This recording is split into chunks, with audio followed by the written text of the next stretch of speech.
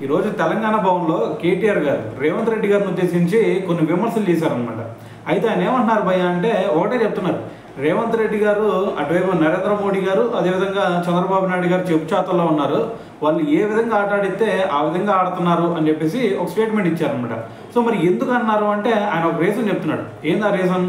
చంద్రబాబు నాయుడు గారి ప్రయోజనాల కోసం అని చెప్పేసి మేడిగడ్డ బ్యారేజ్కి మరమ్మతులు చేయటం లేదు అని చెప్పేసి ఒక స్టేట్మెంట్ ఇచ్చారనమాట. సో దాంతోపాటు ఇంకో విషయం ఏంటంటే మరి కేసీఆర్ గారు ప్రస్తావన తీసుకొచ్చారు.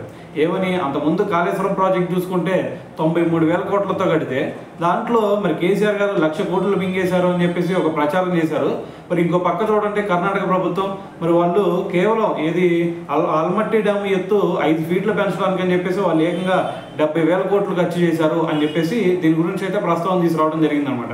సో దాంతోపాటు ఇంకో విషయం ఏంటంటే మరి కాంగ్రెస్ అదేవిధంగా బీజేపీ మరి ఈ రెండు పార్టీల నుంచి రాష్ట్రాన్ని కాపాడుకోవాల్సిన బాధ్యత మొత్తం కూడా యువతదే అని చెప్పేసి ఒక పిలుపునివ్వడం జరిగిందనమాట.